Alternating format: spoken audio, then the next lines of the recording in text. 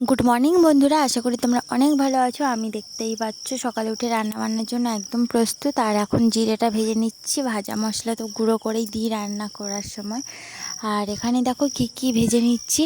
Silver cup, তারপরে বাটা মাছ রয়েছে একটা, আর রয়েছে একটা জাপানি পুঁটির বাচ্চা, মানে সব ছোট ছোট মাছ। আর এমনিতে ডাক্তার বলে দিয়েছে মায়ের কোনো রকম চর্বি জাতীয় কোনো জিনিস খাওয়াতে না, নারকেল থেকে দুধ, ডিম সব কিছু।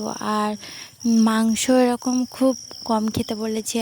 আর তাছাড়া মাছ তো বলেছে চারা মাছ যত পারবে ততই খাওয়াবে, মানে কোনো যে 2-3 কিলো 4 কিলো এসব বাজে মাছ, মানে চর্বি দেওয়া মাছ, চর্বিওয়ালা মাছ একদমই খাওয়াতে না।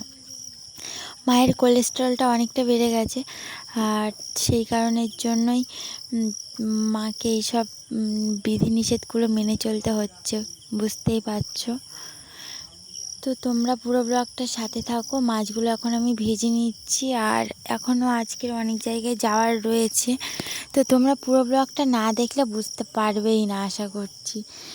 আর মাছগুলো এখন ভাজা হয়ে গেছে প্রায় মাথাগুলো, আর তারপরে এখনও মানে লেজ সবগুলো বাকি ছিল, সেগুলো ভেজে নিয়েছি। তারপর আজকে রান্না হচ্ছে দেখো কুমড়ো দিয়ে মাছের ঝোল। তো সেটা ঝাক্কাস করে বানাবো আজকের। আর এরপর বানিয়ে নিচ্ছি এখন মানকচু ভাজা। তো তোমরা কে কে মানকচু ভাজা খেয়েছো কমেন্ট করে জানিও। মানকচু ভাজা কিন্তু আমাদের বাড়িতে খুব কম হয়, মানকচু দিয়ে মাছের ঝোলই বেশি হতো। কিন্তু এই মানকচুটা এতটা পরিমাণে মানে গালে ধরেছিল আর কি, খাওয়াই যায় না। তো সেই কারণে মা বললো একদম ঝরঝরে ভাজা কর করে করে, তাহলে যদি মানে ভালো লাগে আর কি, গাল না কিটোয়। তো দেখা যাক কি হয়। এখন রান্না বান্নাগুলো সেরে নিই, না হলে মানকচুটাকে বেশিক্ষণ করে করে রাখা যাবে না। মানে করে রাখতে হলে উনানের উপরেই রাখতে হবে, তাছাড়া বেশি যদি জ্বলন্ত উনানে দিই সঙ্গে সঙ্গে ধরে যাবে, মানে বেশ পরিমাণ সেদ্ধ হবে না। সেই কারণে একপাশের উনানটাতে রেখে দিয়েছি। তারপর রান্নাবান্না সেরে নিয়ে সোজা চলে যাচ্ছি এখন হসপিটাল। আর এটা হচ্ছে আমাদের বাড়ির পাশে একটা নতুন হসপিটাল হয়েছে, সেটা তোমাদের এতদিন বাদে শেয়ার করলাম। চারদিকটা খুব সুন্দর, দেখতেই পাচ্ছ পুরো ব্যারিকেড করা। আর আমি এখন যাচ্ছি।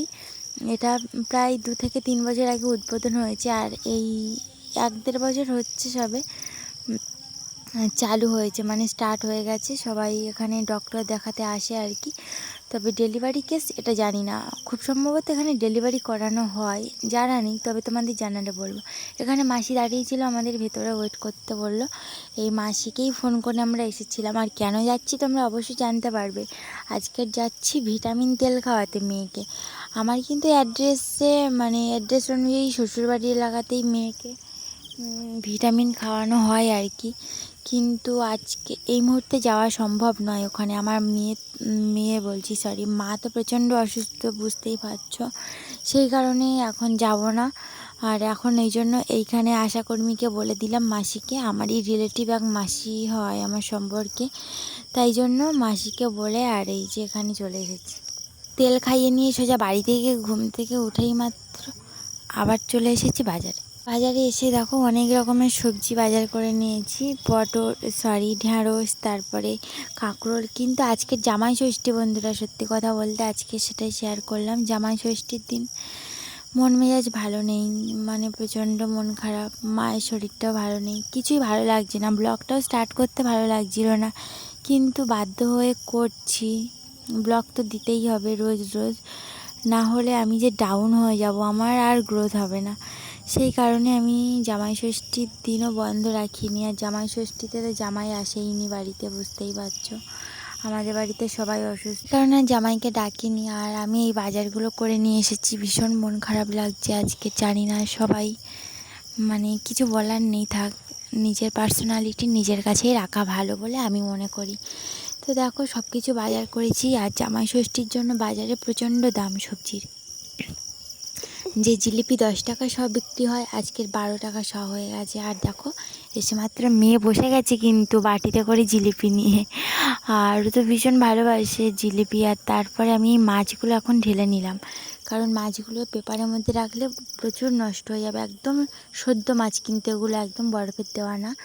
আর মানে হচ্ছে মৎস্যজীবীরা ওগুলো ধরে নিয়ে এসেই সবে বাজারে বসেছে বিক্রি করতে, কিন্তু মরে গেছে, হয়তো দুপুরের দিকে ধরেছিল। আর এসব মাছ তো বেশিক্ষণ বাঁচে না, জলে থাকতেই যতক্ষণ। তারপরে এই যে দেখো মেঘের অবস্থা, প্রচণ্ড মেঘ হয়েছে, হয়তো বৃষ্টি হবে রাতের দিকে, তবে জানি না কী অবস্থা হবে।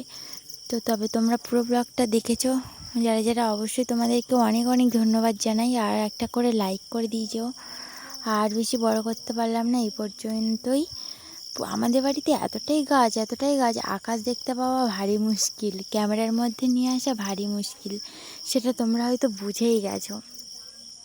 প্রায় সময় দেখেছো আমি বাইরের মাঠের দিকে গিয়ে ভিডিও শ্যুট করি। আর এই মুরগিগুলো এখনও পর্যন্ত ঘরে ঢোকানো হয়নি, 3টে মুরগি রয়েছে আর ওরা এখন খাচ্ছে। তো আজ এই পর্যন্ত, দেখা হচ্ছে কালকের কোনো একটা নতুন ব্লগে। তো সবাইকে টাটা।